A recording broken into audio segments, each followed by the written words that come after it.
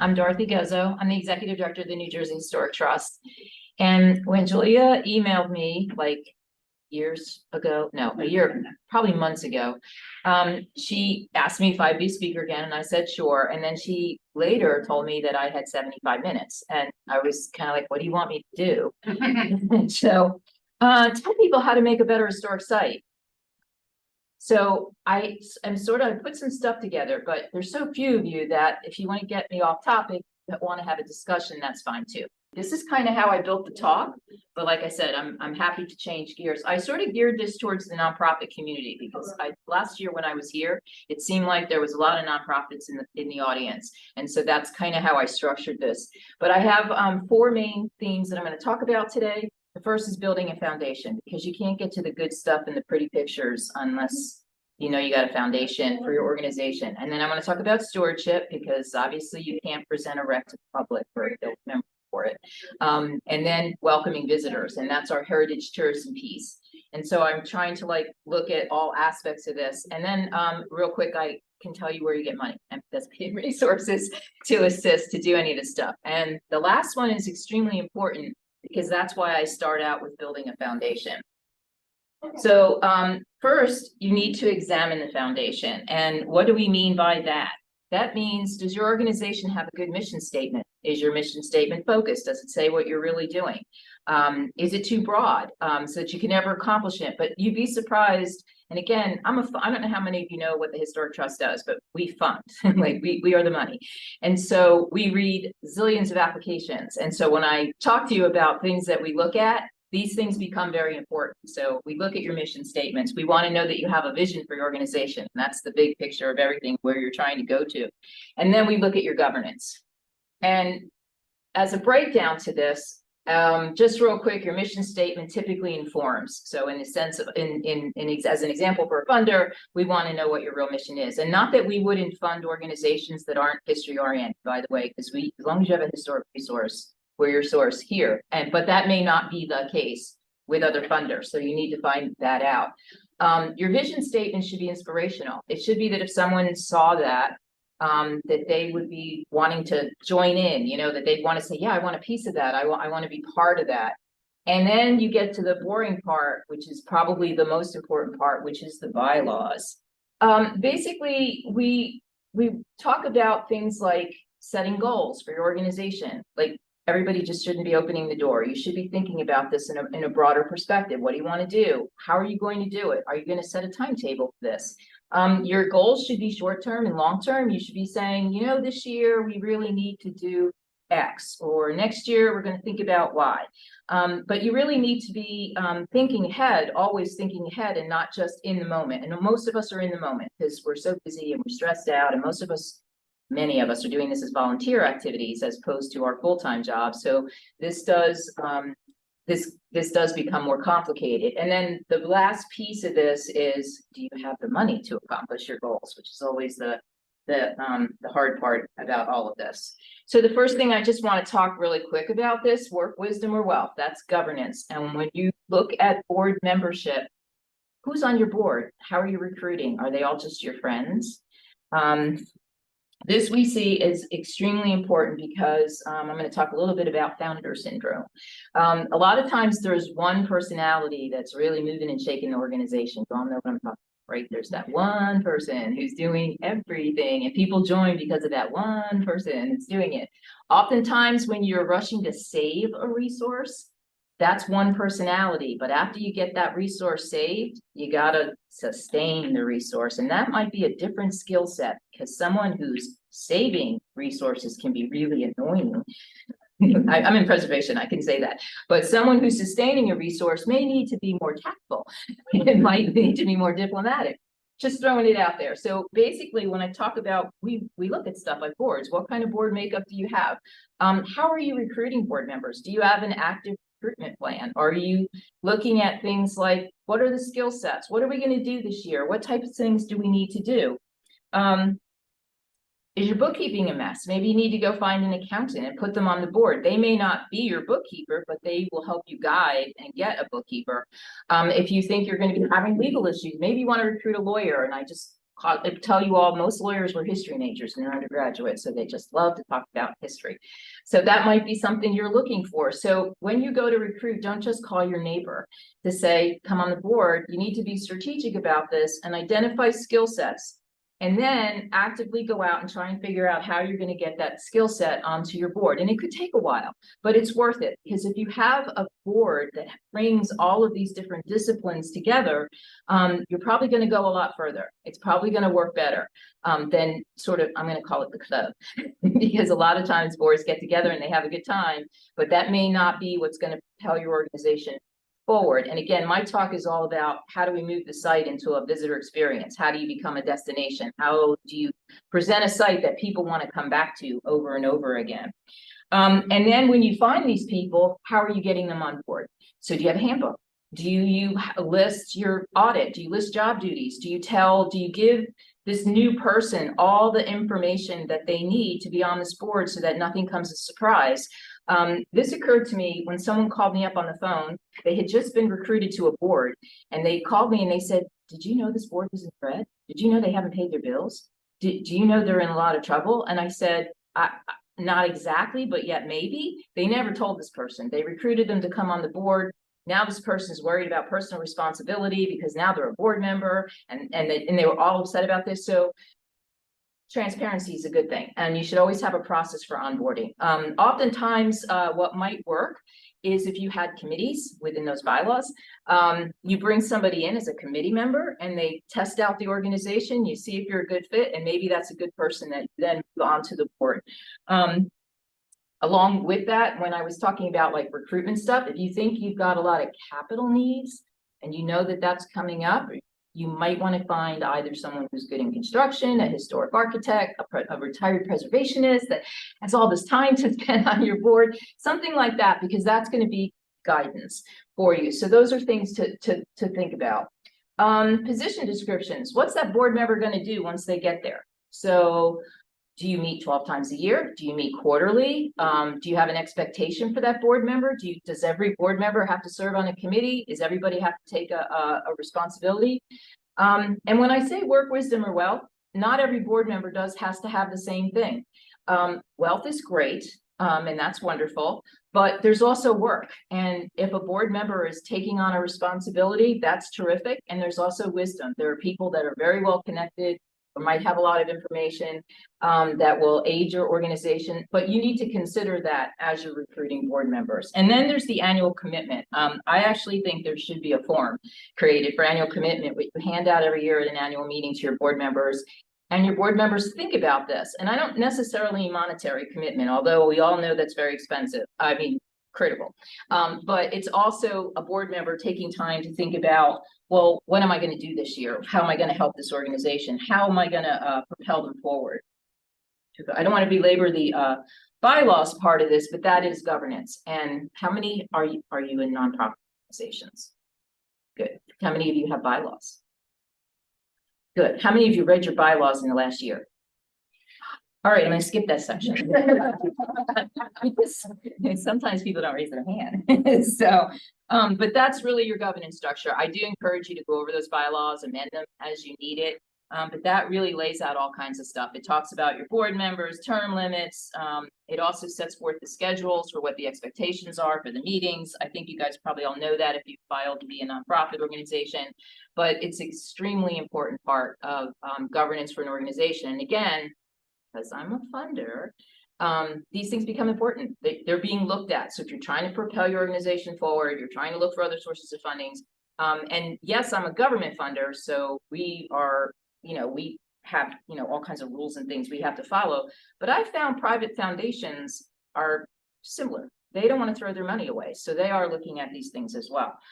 Is your board insured? Do you all have insurance? Okay, we'll skip that one too.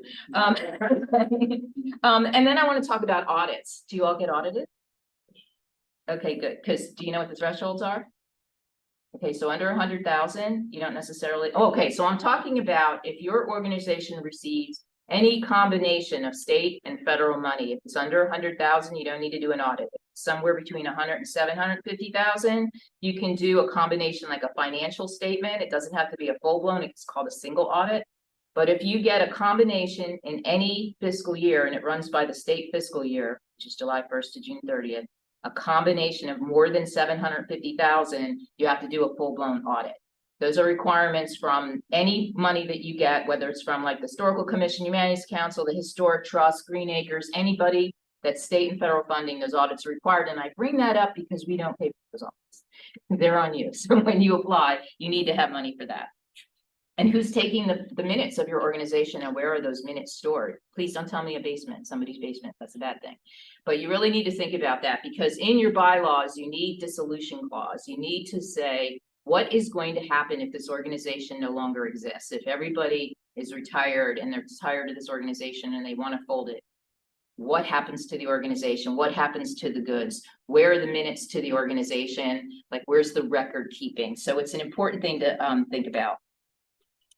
Nonprofit status, you know about the difference between registering for the state charities as opposed to the 501c3? Anybody? Okay, so if you're operating, if you're pulling in less than 10,000 a year in operating, you don't have to register with the state of New Jersey. But once you hit that $10,000 threshold, you're required to register with the state of New Jersey. And those are for nonprofits. And again, the 10,000 doesn't count capital grant money.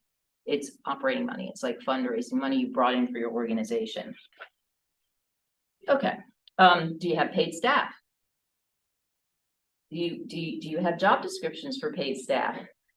Job descriptions for volunteers that show up all the time? Are you filing your unemployment? Do you have all your paperwork in order? Who's doing that? Whose job is that to do that?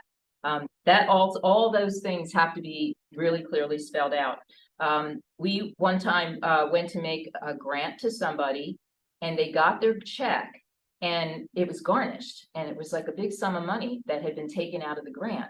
So somewhere in the state ethos, someone figured out that they hadn't been paying their taxes on their employees, unemployment taxes.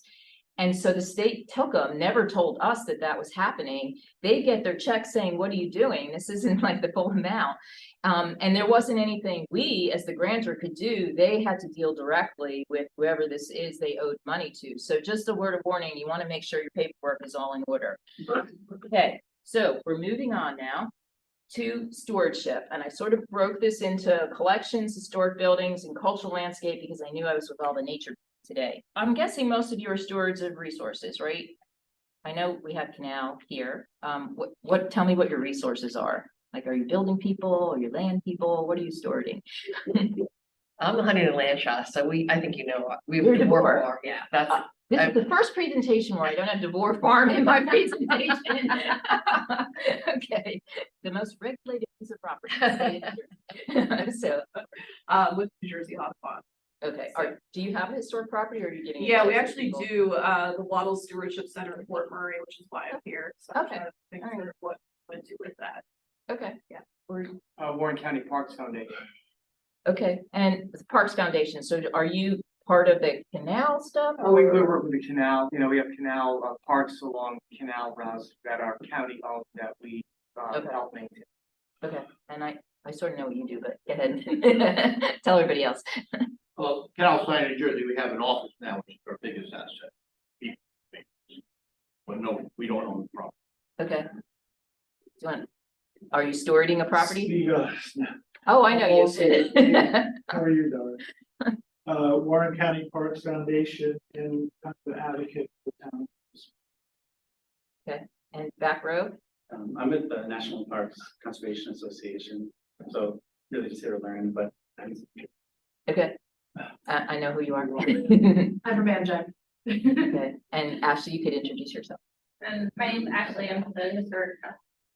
And I'm environmental commission for Hope Township and also on the creative team and also involved in history organization. So we're trying to put it all together to make a better place. So one of the things that I've been seeing in my tenure at the trust is that over the years, we've had more and more what I would call environmental organizations taking on historic buildings and coming to us for funding. And so they sort of backdoor into the history world.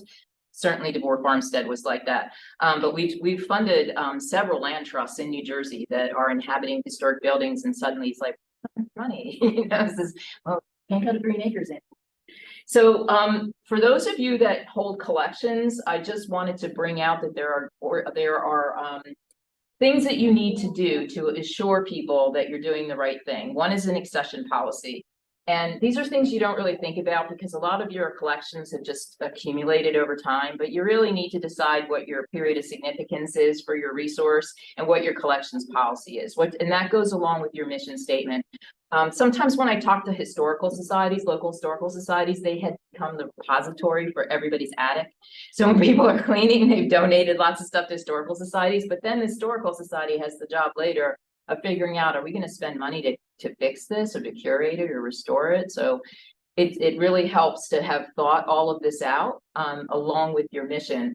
There's also something called de-accessioning, and that's usually a dirty word in my area of things. However, if you have a policy and you are saying, here's our clear policy of what we need to collect and what we need to exhibit and interpret, here's our clear policy of how anything that's not in our collection, that's not relevant to us, here's how we're going to get rid of it. We're going to find a repository, or however you think about it, it's going to go back to the person who gave it to us. At the end of the day, what's the thing that, you have to be respectful because somebody donated that to you and they probably donated to you maybe without restrictions, maybe they had restrictions on it. So you need to check all of that. And that gets to record keeping as well.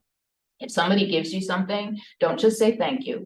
Get a piece of paper and you need to record it, and it needs an accession number, and you need to know if it came with any restrictions to it, because having worked at the state for a zillion years, it's so interesting that some of the things that the state has acquired, including buildings, have little clauses in them that if you cease to interpret this anymore, you have to give it back to the owner.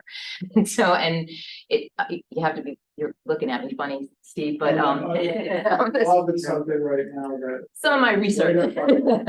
Morven, for example, has, in the deed, has one of those covenants that if they cease to operate it as a museum open to the public or as the governor's home, that building reverts back to the family. Now, I don't think the family wants it, but nevertheless, that's in the deed. So there are things like that all over the place.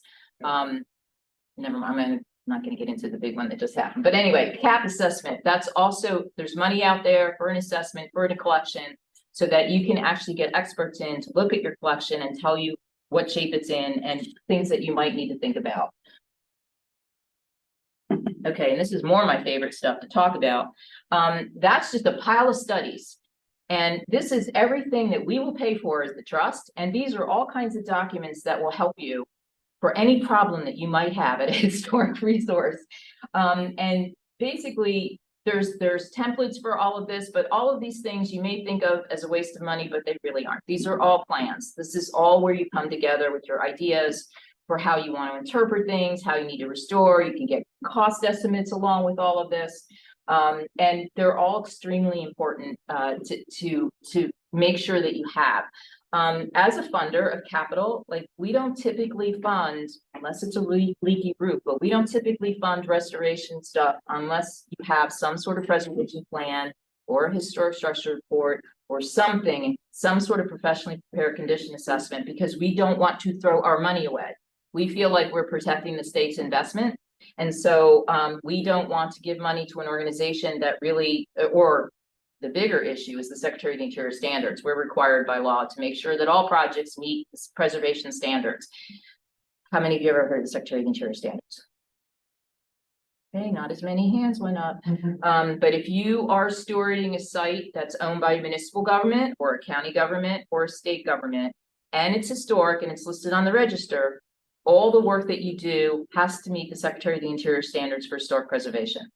It's going to get reviewed by the State Historic Preservation Office. So we work very closely with the state office. So all the work that we fund has to meet the Secretary of the Interior standards. And that's another reason to invest in documents, because that will create the path to meeting the Secretary of the Interior standards. Also, if any of you see anything up here that you want to have explained more, happy to do that as well. It's just wanted to make the point that before you go to do anything, you need to think about it first, and also get those cost estimates, because you need to prioritize. So with any of these documents, one of the things you have to start with is a good history. And it has to be a documented history. For some of you that may have a really old National Register nomination, in the olden days, they basically researched enough to meet the criteria to put you into the National Register of Historic Places.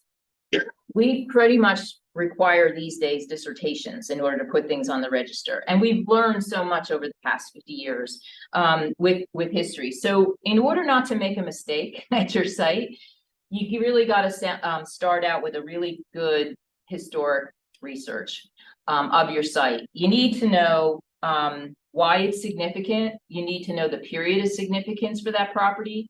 The period of significance is basically if your significance stops at, say, 1920, then additions that might have been put on post 1920 may not have significance, and you may have some flexibility in taking them off or turning them into bathrooms or something like that. So it's really important to understand that the building that you're in and the period of significance for the resource that you have. As time goes on, other aspects of a property can become meaningful, and they also provide opportunities for reinterpretation or what I call value-added tours when we get to heritage tourism or value-added activities.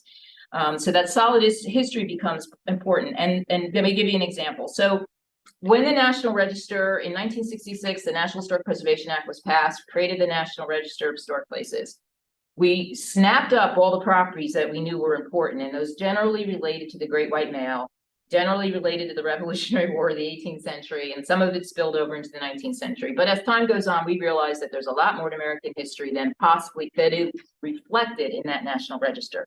So we have a really big push right now to try and preserve all of our history. But in order to do that, you have to know what that history is. And much of that history is not in history books. Anybody of my generation probably never even knew that New Jersey had enslaved populations here, because we never taught that. So the reason why this history is so important is, like, let's say you need a parking lot and somewhere your site had enslaved population. Well, how are you going to know where to cite that parking lot? Because most likely the history, the tangible part of the history for that enslaved population was probably demolished a long time ago, but might still exist underground. So you don't want to go put a parking lot where it may have been where the other people in the house were living. So it's really a good idea to make sure that you are totally in sync with all aspects of history. Also, as time goes on, we've realized that it's kind of fun to interpret the woman who lived at the house too. And that's not often found in history books either. So you sort of have to go the extra mile to come up and find that history that's associated. And also, along with the parking lot thing, a cultural landscape report. That's a good one these days too. It becomes incredibly important now with climate change, because a lot of the damage that occurred to our historic resources in some of our weather episodes the past couple of years had to do with trees and landscape issues. So people, we typically don't look at it as a tree's nice. We, you know, those of us in history are very focused, you know, on what we do. But a lot of the tree damage to houses, a lot of the houses were damaged by trees. And so we are absolutely encouraging and will pay for someone to take a look at your vegetation to see if you need to be doing something. Likewise, so the cultural landscape report is really good because it takes a look at that and then it marries it up with maps and historic knowledge to see if maybe your landscape could be restored, because we will pay for that as well.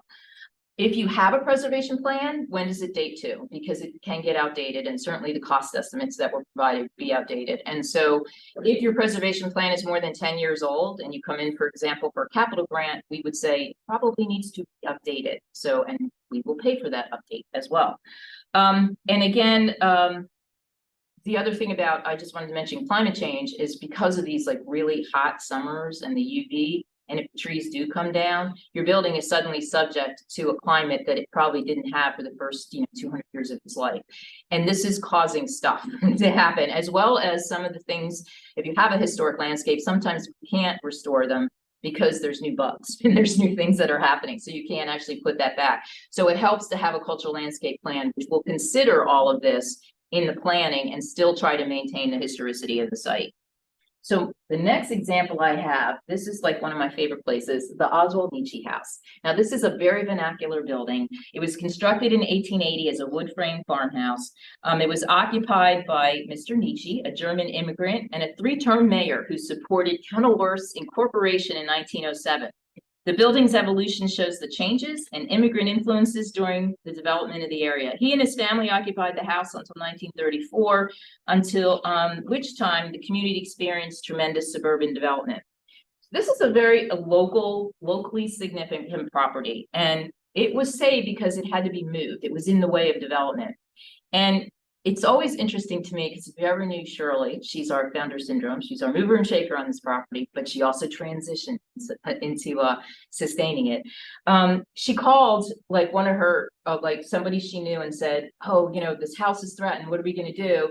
And this person said, oh, you got to call the State Historic Preservation Office. They'll tell you. So she did. She called the office. We put her in touch with Green Acres.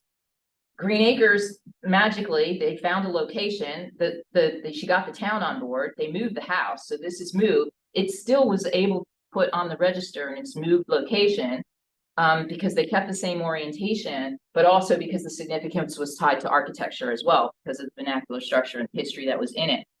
So, and the reason I use this is because I think Shirley has gotten every single one of those reports that was on the previous slide, that was the documents. So when she would call an office, whether it was us or Green Acres or anybody, and they would tell her, you know, what she needed, it was like, okay. And then she'd write a grant and then she'd get that next document. So this house has been restored to the 9th degree. It is wonderful when you go in there. So it's not a mansion, but you go in and it's like in everybody's house. You go in, it looks like grandma's house, you know, it's like, and it's to the T. It's just a sweet place. And she's infectious. Shirley's infectious. It's really hard to say no to Shirley. You know, like you just would, if Shirley wants you to show up on Saturday and, you know, wash cars for money, you will do it because it's Shirley. And so I use this as an example because I think there's a whole library of documents in there. But again, accepting advice, applying it, and then it's just a marvelous resource, and it's local. So it's a real community asset there. Is it a destination? Not because it's, you know, but it's a huge community resource. So does it need to be a destination? It participates in Union County's 4 centuries in a weekend, one of those, you know, a tourism thing. So it's one of the houses that's open. All right, so next we're going to talk about heritage tourism. And there's a couple of areas of that, and that's probably why you all came here today, but I'm going to repeat it again. You can't get to this part if your house is falling down. You know, if you're all not rowing in the same direction, you're not going to get anywhere. So I started out with foundation because I felt like that's what was important to get across today, was that everything needs to come together. You can't jump to this part unless everything else is happening, because you got to be able to sustain what you're creating. Okay, so visitor readiness, engaging audiences, collaboration, and then the economic return are basically my 4 points of heritage tourism. Heritage tourism is defined as traveling to experience the places and activities that authentically represent the stories and people of the past. And it includes historic, cultural, and natural resources. And in short, it's about creating a destination for visitors. So that's a big word when you say destination. So you're going to get in the car and drive 3 hours to see what? And is it going to be worth it? And then are you going to come back? Or are you going to tell your friends to come back? So we think very highly of the word linkages, and we're looking at linkages with other historic sites, either nearby. You can link them by theme or just because they're historic sites in the area. You can link with other attractions, and other things to do, other recreational activities with hiking, linkages with dining and shopping, one of my most favorites. And then in order to do this, we try and build some itineraries, and that guides people to other places that are linked geographically, so that when you're researching, we're moving in the direction of trying to give the visitor a whole host of opportunities. So if I was at a historic site, that's what I would be researching, is what else can that person do after they come here? Where should I send them? Where's a good restaurant? Maybe I'll partner with the restaurant. Maybe I'll go talk to the restaurant about sending people to my historic site. Maybe at the ketchup stand, I'll put a flyer about my site. And then while they're having their hamburger, they can read about my site. And if they can't get there today, maybe they'll come back on the weekend. So these are just like some of the linkages that we talk about. First thing about heritage tourism, though, you have to be ready to receive visitors. This is something that the Trust worked on following the Heritage Tourism Master Plan that we did a zillion years ago now. This was released in 2010. And one of the recommendations that came out of there was that there weren't really resources in New Jersey. Where do you go if you're looking for historic sites in New Jersey? Like the tourism office at the state level, they're really good at promoting the shore, and they market towards the corporate community of bringing people in, but they're a little light on all this. And it's not totally their fault because they have marketing money, right? So, and you can't market something that's not ready, right? So it's not totally their fault that they're not doing this. And they don't quite get the fact that what we're doing in the trenches is trying to get sites ready for visitors. Right? So there's a big disconnect in all of this. But this is the Journey Through Jersey website. I would encourage, how many know about this already? This morning. Okay. So my mission, Ashley's mission. So this person in the back of the room, Ashley, this is her thing. This is Journey Through Jersey. And what we did was create this. Sites are being added to it all the time. Originally, when this was formed, the idea was to bring visitors to New Jersey. I don't know how much that's working or not working, but it's really, we want it to be the go-to place for heritage tourism in New Jersey. And we keep adding to it and creating. There's themes on there. We have a New Jersey in conflict theme. So it looks at our New Jersey's role in all of our military actions throughout time. So there's a big narrative in there, and the narrative identifies sites, and then you can click on the links and you can get to one of these sites in here. We are basically, we set this up according with the themes that were developed during our Heritage Tourism Master Plan. So there's six themes in there. New Jersey in conflict, New Jersey at work, New Jersey land and sea, New Jersey at play, many faces of New Jersey, New Jersey by design. So if you want to know how to get onto the site, you could either talk to Ashley, or there's an application online that you can fill out. And we're looking at sites that have regular hours. So you can't market a site if you can't count on it being open when you say it's going to be open. And that is the biggest challenge in the state of New Jersey right now, is keeping regular hours. And this is kind of why the tourism industry doesn't always want to market historic sites, is because we're not reliable. A lot of our historic sites are being opened by volunteers. Volunteers have lives, and they're not always there. And you can't start a marketing campaign because you got to be there to open the door. If you say you're going to be there, somebody gets the place, it's closed, that's it. And then just think about social media.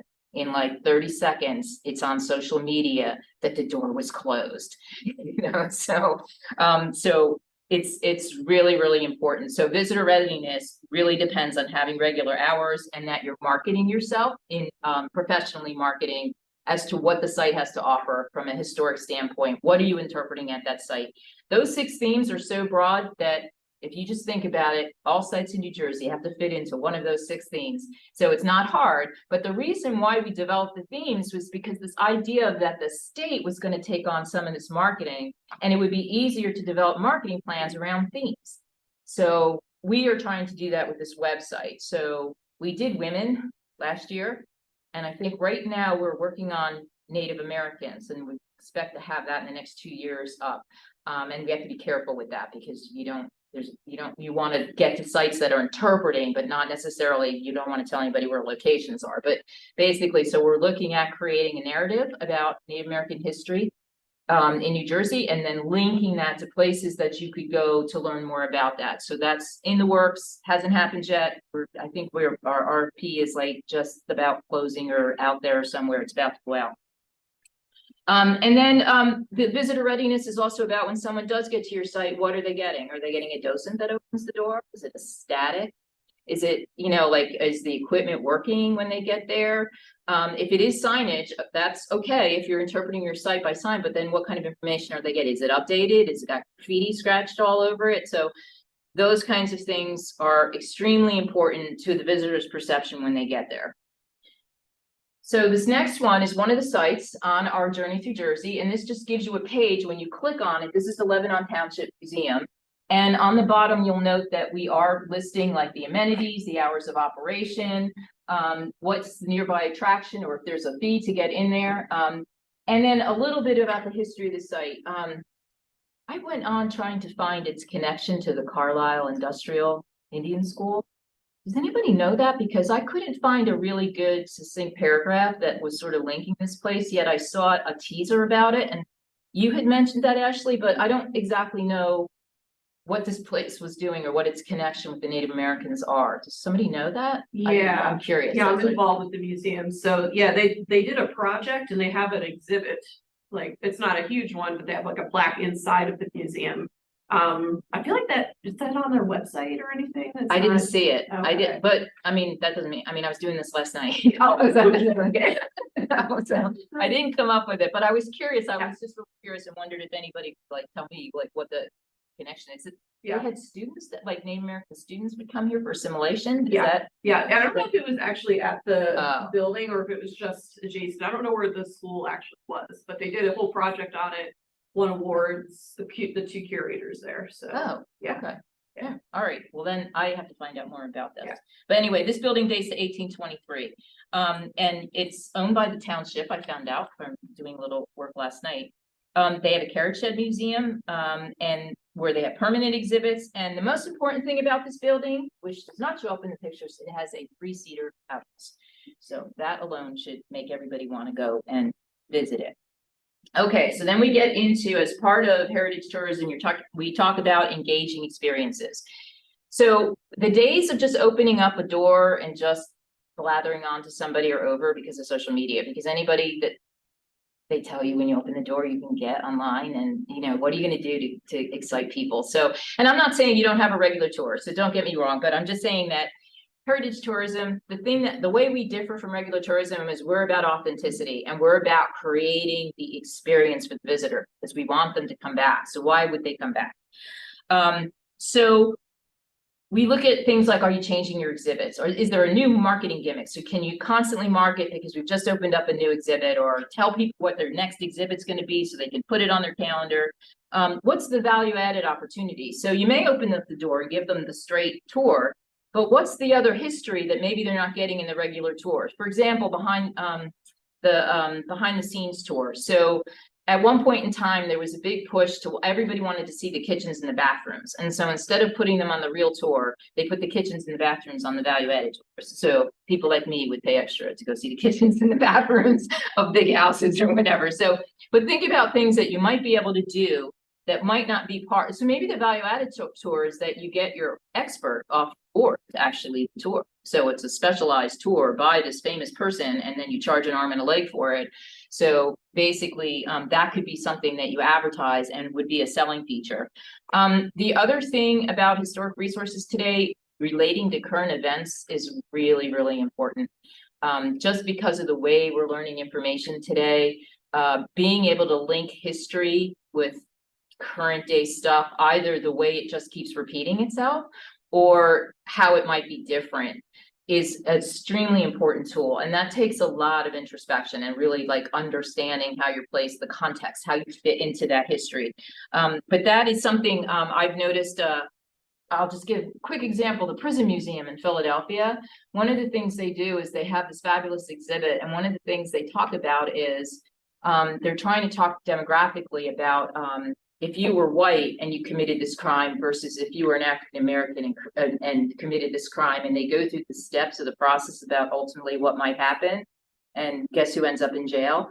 But it's a wonderful way to link current situations with this historic prison, you know, that we wouldn't put anybody in today, you know, kind of thing. But it's just something to think about when you talk about that. I know that every time we're in a military conflict, the battlefield history becomes more important because people have war on their minds. And when you talk about strategy, I'm not a military historian, so I'm not going into this, but when you talk about strategy on the battlefield, I did have a military historian tell me about this one day, and I was like, okay, what can I take away from this? Basically, they're very similar. It's just that they have different kinds of guns and stuff, but in terms of how they look at fighting the enemy. So it's kind of an interesting connection. On this slide, we have Howell Living History Farm. They do a corn maze every year in the fall. That corn maze is so popular. I'm in South Jersey, so every single news outlet in South Jersey carries an article every single year about this corn maze. I have seen more newscasters lost in that corn maze over the years than I think any other historic site in the state of New Jersey. Everybody goes to this corn maze. They know about it, but I also love them the rest of the year because they're actively growing food there. They've supplied food to the local food pantry. So they've helped feed people. They have great interpretation there. They do good things. They're taking care of their buildings. But that corn maze, like that draws you in. It's a family activity. I'm not going to talk about the canal because I know there are people in this room that know about the canal way more than I do. But the one in the center is interesting. This is Cape May, and this is a brewery. And basically what happened there is that somebody was going to demo that barn. And the people at Cold Spring saw this opportunity, and they got the owner to take down the barn and put it back up on Cold Spring Village. And they spent probably 5 years trying to get licensed by the state of New Jersey to run a brewery. This is an educational brewery, so they brew beer. And one of the things that they tell the state, because they're a nonprofit now, so this is a nonprofit brewery, is that when you come in there, there's no food. It's just about the brewery, and someone gives you educational information.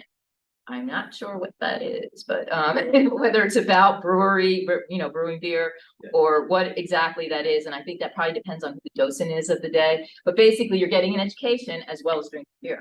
It's wildly popular, but it's also a sustainable activity for the village, because I mean, unless we go into prohibition, this thing is pumping money into the village there. The resource down the bottom is the Peter Mott House that's in South Jersey. And I talk about that because it's this very small house that belonged to Peter Mott. It was a site for the Underground Railroad. It was situated where a developer wanted to put in housing, and it's located in Lawnside, which is the only incorporated African-American municipality in the northern part of the country, northeast part of the country. So when the developer came in, this was slated for demolition, but as usual in the preservation world, there was an outcry, and there's one person who was the basic person who saved it, but there were a lot of other people who came together to do this. They had to move it. So it's on this cul-de-sac in a regular residential neighborhood. So it only has a very small piece of property. And it did have open space behind it, but now that turnpike is talking about widening. And so that's going to give them less open space in the back of their house. But they can't really have buses here. There's no place to park a bus. It's on a cul-de-sac in a residential neighborhood. So they are very limited about what kinds of things they can do there. So the people on that board, though, are really like totally into African-American history. They go out to the community. So they are speakers, they go out to schools, they actually bring that history out to other places because they have to work hard at it because they can't do those events there. So they can't make money off the site. So they have to look at other ways of doing it. They've also partnered with the Lawnside Historical Society and various programs because it just has this incredible, interesting history attached to it. So they're working hand in hand with their historical society in terms of creating. I think they did do one of the protests all in the cul-de-sac. I think everybody gathered there at one point, but your neighbors wouldn't like it if you did that every day. So worked for a very important part. But anyway, so I put that out there. I was trying to think, I probably had something really inspirational to say. Oh yeah, the canal. So one of the things I wanted to bring up was about the Morris Canal, because the Morris Canal is not contiguous, as I'm sure all of you tell me about that. Even though it goes from Phillipsburg to Jersey City, you can't really walk the entire length of the canal. But there's wonderful stuff going on with that in terms of trying to show people how they really could go from Phillipsburg to Jersey City. And by doing that, guess what? There's all these historic places along the way that they can go to. You can ride your bicycle, you can stop and have a meal. There's places to go to the bathroom, so they're actually, the people working on the Morris Canal are, I think, just really, really doing a good job at trying to really do this. And I'm never going to go from Phillipsburg to Jersey City, but I like the fact that somebody else can do it. So one of the other projects, which I didn't put up here, is the Musconettown Watershed. You guys are all shaking your head. Yeah, I love their website. I just love that they have this whole layer of historic resources that you really get the sense of where the water is and where all the enclaves are. And I think those are great examples of collaboration and linkages because we are so interconnected with our environment that it's like, it's taken us a long time to really get there and really appreciate it. But I'm so happy that that's like really happening because just because I live in a house and I like an old house and antiques doesn't mean I don't take my dog for a walk on the canal, so it's like, it's not like it's all one way or another.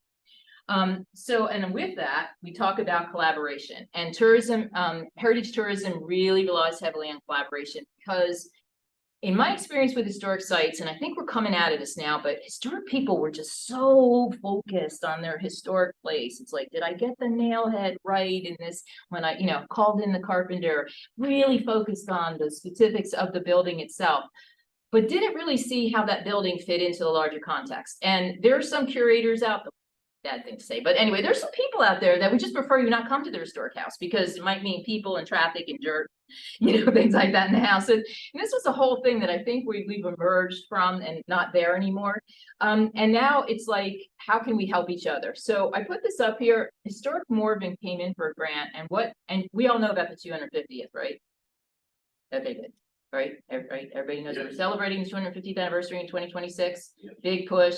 Extra, money out there for this. We had our staff out At Morven. gorgeous. So they're taking the bull by the horns with 2026, and they came in for a grant to do marketing. And what they're developing all of the templates for this, and they're coordinating with the old barracks, with the Trent House, with Washington's Crossing, and they've skipped across the river to Bucks County to Washington's Crossing, and they're basically creating the way to market. So they're doing templates. There's a video being planned. They're doing buck slips, which means like that you can put in other places. So the idea being that the old barracks can borrow from this and then put their information on stuff, and that they're all going to circulate information about each other at all of these historic sites. And this is great. This is collaboration. You can't ask for more than that. So if you go end up at Morven and you hear about them and how they contribute to the 250th, you're also going to hear about, why didn't you visit here or there? So they're trying really hard to do this. It takes a lot of work to do this, particularly if there's not a lot of staff at a place, because everybody's pushed, and everybody's like trying as hard as they can. But this is a good way to leverage too. So Morven came in for the grant. Morven's putting up the match to the grant. Everybody else is benefiting off of this. So, and Morven is putting all the match in, right? Yeah. So anyway, but I put this as a really good example. I'm sure you guys have these examples too, but if you leave with nothing else in the heritage tourism realm, you can't do it all by yourself, because that's not what heritage tourism is. You got to have partners. Go to the chamber, even partnering with the town too, because you want to make sure that they're okay with all of this, with whatever your plans are. But other historic resources, other natural resources, it's not just you. So you should really be looking around to see where the opportunities are. My favorite topic is obviously, why do you want to do this? And that's the economic return. So we did another economic impact study of heritage tourism in New Jersey. And basically it's like over $3 billion coming back into the state coffers. So we're about, 7% of the total tourism revenue. Get my numbers correct. When we contracted to do the economic impact study, we used the same consultants who do the statewide economic impact study, because we wanted to make sure that no one could turn around and say that, we just used somebody because we knew they'd give us the right answers. So we used the same consultants that do the big picture. We also used 2019 because everything was closed during COVID, and I didn't want to measure heritage tourism while everything was closed, because that's not really a good number. They also say that in order to tell whether you're doing better in heritage tourism, you really should do at least a little study every 5 years and do a full-blown start from scratch every 10 years. So we used 2019. So I kind of look at that as our base year. And this supported about 9 million visitors to the state of New Jersey, as much as they could tell.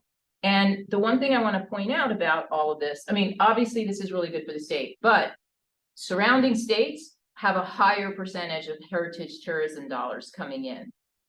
Part of it's because of our beach, which I love, but we're not as concerned about history because of our beach. But basically, what this says to me, though, is that this is the growth area in tourism. It's ecotourism, it's heritage tourism. These are the things that have not been marketed by the state. And if the state put the same money and attention towards these things, this is the growth area for the state. But in order to do that, you have to be visitor ready. So that takes us back to the trust in terms of funding. But this is where I think our where the challenge would be. There's a huge, for every dollar that's spent on marketing, they calculate that you get $300 back. That's a big return on an investment. And right now, yes, we're investing heavily in our historic resources compared to other places.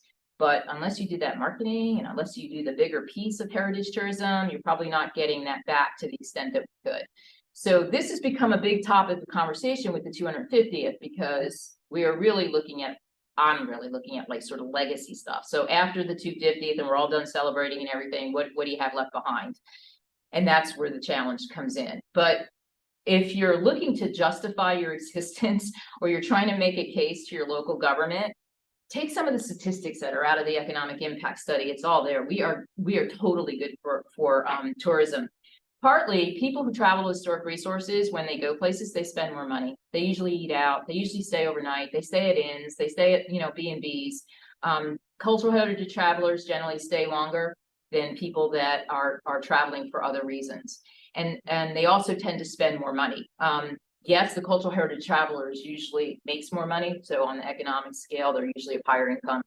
And that's probably something that in the future we need to get worked on. Basically, we are really, really good for the economy if only we developed it. And I think that that's a true challenge and a true area for us to grow. And also why things like the Journey Through Jersey website is so important, because you want to be able to tell the cultural heritage traveler that not only can they come here, but they can also go into this. And so trying to develop those itineraries, linkages, collaborations, that's all leads towards having people want to stay in your state. Because if you were somebody coming in from out of state, but you wanted to have a historical experience, would you come to New Jersey? How would you know to come to New Jersey? We're not marketing that outside the state of New Jersey, right? We're going to change that. I mean, I think the tourism office is trying to do that. But right now that you would go to, Virginia or Maryland or something, because they're marketing outside their state to pull those visitors in. So anyway, that's my preaching. I get to do that now because I've been around a long time. All right, so funding and information, the last part of this talk. Funding, obviously us. And the one thing I want to bring out too is that we created a category called visitor amenities. So with our money comes out of the corporate business tax, which is the same source of funding that Green Acres and Farmland Preservation use. So our funding is also a portion of that. So when the state does better, we do better. So we created a category called visitor amenity, because when we surveyed, what we found is what historic sites are really needing is not just the capital, keep the building standing, but they need the parking lots, they need the bus turnarounds, they need the ticket booths, they need the space to bring in the public assembly. So we will now entertain those applications and see, you have to relate them back to the resource and why this is the right project for the right time. But we do have visitor amenity as a category now. That's something we consider. In the past, when funds were so restrictive, hardly had any, we couldn't really be creative because the money had to go towards the leaky roof and, had to go towards the rotten wood and, fixing of the buildings. But now that we're on a stable funding, we're giving out capital money every single year, we definitely can think about other ways to spend it that's going to benefit the historic resource. And again, that's in response to tourism and wanting to create that visitor experience. The New Jersey Division of Travel and Tourism is largely focused on marketing. They're also funneling money to destination marketing organizations, which there's a number of them around the state. And if you're looking to market your site, that's where I would go first, is to the DMO and make sure they know who you are so that they're incorporating you into their marketing strategies, because there's a huge disconnect between DMOs and historic resources in the state. They don't speak the same language. You try and get two of them in the room, one of them's off talking about social media and advertising, and the other one's going, but, so there's a huge disconnect be how they relate. And we're hoping to always trying to bring that closer together. So for example, this year, we are going to the tourism conference in Atlantic City, and we paid as a sponsor a higher amount, and we offered registrations to 9 of the sites that are listed in Journey Through Jersey. So the first 9 sites that responded back to the offer, they're getting free registration to go to the tourism conference. And that was a way of trying to bring the two communities together to expose the historic sites, and also probably just as important is to expose the tourism industry that there's something else out there that you can market. And they also have a heritage tourism panel that they're going to do at the conference this year too. So that's all a good thing. And then some of these other places like the Historical Commission will fund parts of it. We also have a straight heritage tourism grant in addition to visitor amenity too, so you might want to check that out or talk to Ashley about that. County grant programs, another place for capital funding. I don't know if they're directly funding heritage tourism. I'm not familiar with that part of the landscape, but it's definitely worth asking. It's usually through like the Cultural and Heritage Office or where they're getting out the open space funds too, because it's usually coming out of the open space tax. And then there's private foundations, and I belong to an organization called the Council of New Jersey Grant Makers, and I'm here to tell you that no one else in the state is funding historic preservation. So like the Historical Commission and the Historic Trust are the only two entities in this whole realm of who gives out money in the state that's directly funding history and historic preservation.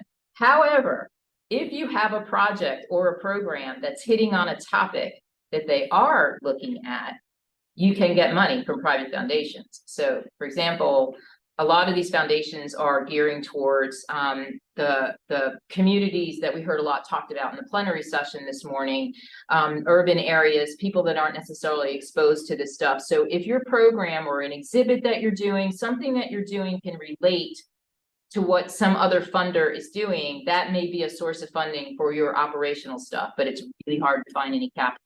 That's usually comes in, where the big bulk of it is coming in from either a county open space fund that's giving out preservation money or us. I haven't found another organization, grant maker in New Jersey, that funds capital on any sort of regular way. And then for information and guidance, I just put up some of the organizations that are out there. If you're looking for, that's American Association of State and Local History. They do a lot of workshops. We encourage organizations to become a member because there's just a lot of information that comes out. They do an annual conference. The New Jersey Association of Museums is the statewide organization that's trying to work with all of the organizations there. You all know who the League of Historical Societies are, I'm sure at this point. Center for Nonprofits is another organization in New Jersey that puts out a lot of information, has an annual conference, but it's all nonprofits, not just history, but they're working at all kinds of things. The Nonprofit Center at LaSalle University is interesting because they're the ones doing the education. So they're routinely doing courses, like if you're talking about building board capacity, how to do a strategic plan, those kinds of courses that are kind of boring, but you need to do them. That's who does them routinely. And during COVID, a lot of that stuff went virtual. So it became far more accessible to people if you're looking for it. And obviously the National Trust for Historic Preservation, because they were the first entity to create the word heritage tourism. They're the ones who came up with the definition. On our website, if you skip to Heritage Tourism Resources, we have a whole lot of stuff that's listed there as well as sites in there, clicking on Journey Through Jersey, but ideas for interpreting sites, publications that are out there. We have a handout, standout 10 effective and easy ways to promote your history. So I encourage you to go to our website as well and look at that. This is some of the stuff is ideas for interpreting historic sites that I blew up, which gives you a couple of case studies that are in there. And this could be added to over time or changed over time. So these are just some things to give you some ideas. But the other thing I want to leave you with is don't copy anything, because what works for one site may not work for your site.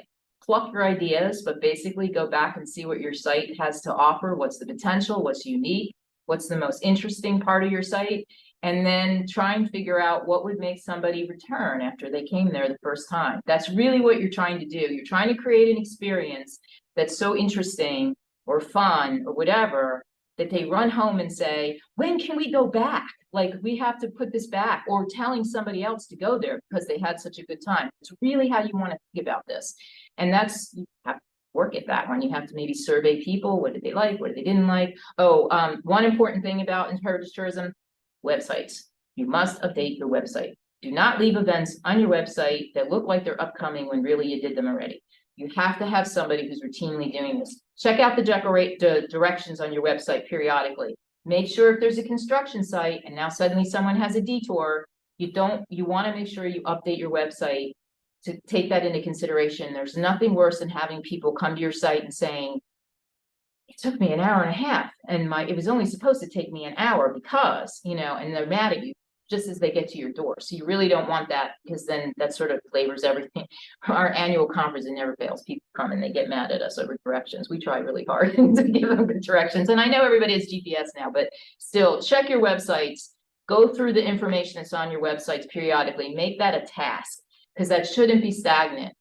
Because that's sometimes the second impression that someone's getting, because if they decide to visit, they're probably going to your website to see your hours of operation, your costs, when, you know, what can they do when they get there? So that's really, really, really important.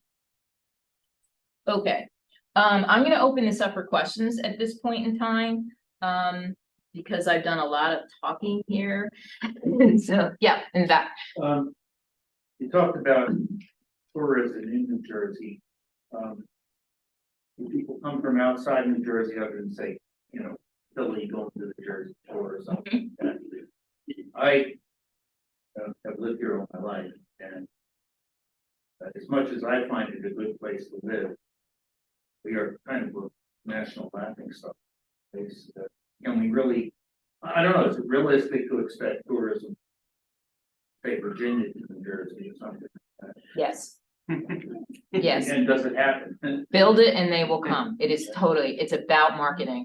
Also about making sites visitor ready. So you can't market something that's not ready. So I, want to make sure they go hand in hand on this, but yes, absolutely.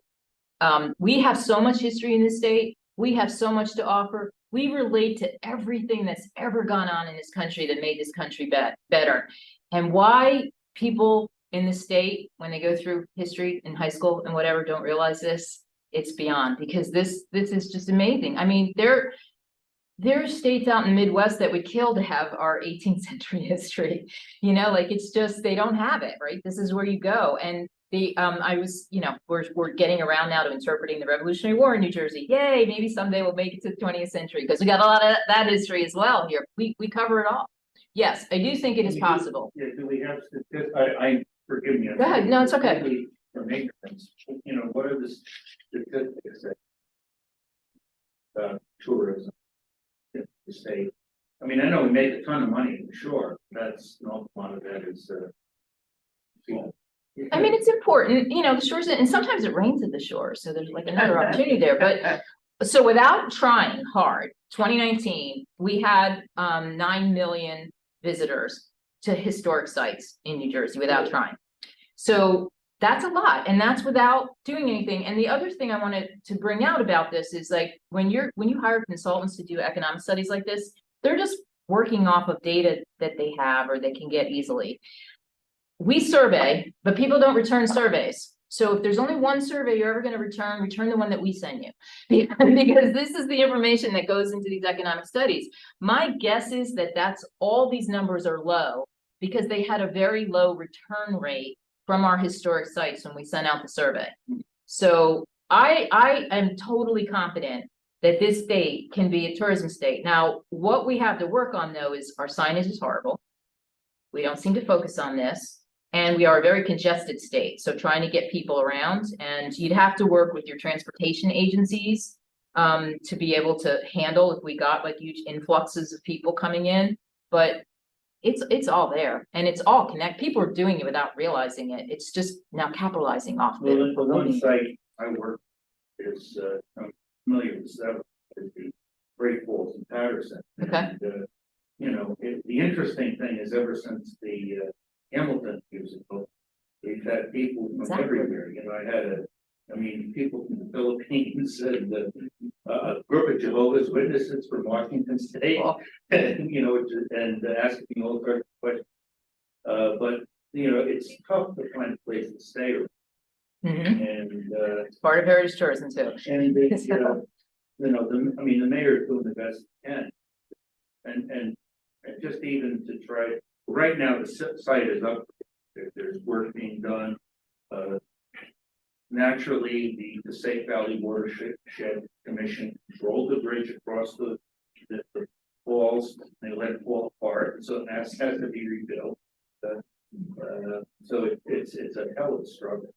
Again, that's part of that Patterson. Yeah.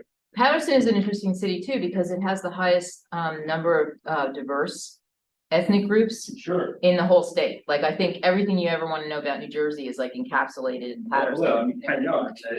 I was born there, nearby, and you've got every Spanish-speaking group.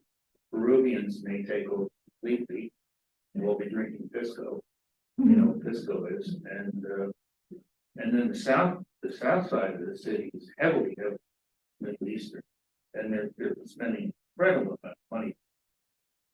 So the city has a future, Absolutely, but yeah. it's, of course, it has immense problems, not the least of which is drugs. Yeah. Other questions? I just want to comment on his question, I'm sorry. When I was like 3 minutes. Okay, so, yeah, as my responsibilities as mayor, I, took my parks back down. But and brought it to town and, Phillipsburg, right? yeah, Yeah. so from my parks background, Liberty State Park has every nationality, every visitor from everywhere, but again, a very special shed, access to the hard resources.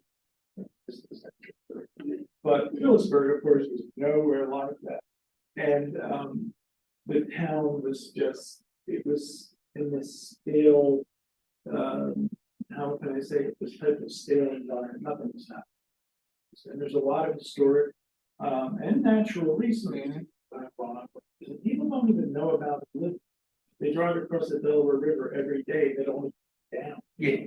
More about how much traffic is on the bridge. So what I did is I got myself into the Greater Lehigh Valley Chamber of Commerce. You mentioned Chamber of Commerce, which included Allentown, Bethlehem, Easton, which is a boom town, and many other cities, Northampton, all over, chock full of historic recreational resources. And I wanted them to come across the bridge, that was very important. Yeah. Because I wanted to share in that that type of historic preservation, Easton's chock full. They got the Lehigh Canal, they got the Delaware Canal, they come together, they go to Jim Thornton back, and right across the river is the Morris Canal. Yeah. And there's an abandoned railroad bridge there, the Lehigh Valley. And so I used to have to go and speak in front of, or in the chamber events, like 1,000 people. I forget what I was going to say in 2 minutes, but it was happening. Like Easton Mayor come over to Phillipsburg, and it's interesting because he knew if we do good, he would do good. And if we didn't, we could probably have the gangs would take over, and that scared them. So we leveraged those two, and it was progressing. It was like magical, and I wanted that bridge over to Morris Canal because you could go from Jim Thorpe to Jersey City. I know you're not. I'm not walking, let's You're put it not that way. Well, Bob's gonna drive you. Anyway, it does work, but it takes that effort to reach out and get involved in other states. We border Pennsylvania or, whatever, New Jersey. And I don't know how people walk around without getting just don't understand. And it takes, like Dorothy said, a tremendous amount of effort to get that type of, how could I say it? That bond. Yeah. It takes a lot. It starts out being bigger. So it does work. I just gotta work at it. Any last minutes? Yeah, the question, we're trying to understand the pros and cons of like state and federal historic site listings, like Okay. getting on the registries and what benefits it might have for our site, what restrictions we might have, because our site is, it's office space for a couple of employees, including myself, and there's a large property, it's under Green Acres, it's open to the public. So we're just kind of in the very beginning stages of going through things, so. Real quick, the criteria to get in the New Jersey or the National Register is identical. There's a state law, it basically is the same criteria for both. So if you Okay. meet the requirements for the New Jersey Register, you ought to be meeting the requirements for the National Register. If you are on either of these registers and you're privately owned, there are no restrictions. You can tear it down, you can do whatever you want, set it on fire. There's no restrictions for a private property owner on either the New Jersey or the National Register. Unless your town created a historic preservation commission and designated the site local. Now, having said that, if your site is owned by the municipal, county, or state government, and you're stewarding that site, then you fall under the restrictions of the New Jersey Register law. So the New Jersey Register of Historic Places Act says that any state, county, or municipal money that goes into or undertaking that impacts a site listed on the register has to be reviewed in case it's an encroachment. And if it's an encroachment, it goes to another board and then they work out mitigation, that sort of thing. So, but a private property owner does not have any restrictions. So if you're a nonprofit organization, you own your own building, Yeah. there are no restrictions. Okay. Now, in order to get our money, our construction money, you have to be on the New Jersey Register of Historic Places. We do not give construction grants and we don't pay for it unless you are on the register. And we will also pay for your nomination. We have planning grants. Our planning grants are 75,000. You come up with 25,000. We will pay for your nomination. That's good to know. Yeah. Yep. Okay, so planning grants are 75, then we have construction up to 150 is a 60-40 split, over 150 is dollar for dollar, up to 750,000. We also created a multi-phase grant where you get several tranches of 750,000 for those really large projects. You come in once, you get reviewed, and then you know the money, we'll draw down the money as you need it over the next couple years. And that's because we have more money, because when the state does better, we do. So, Thank you. okay, they're probably trying to keep us out of this room, but thank you all. I hope this was okay.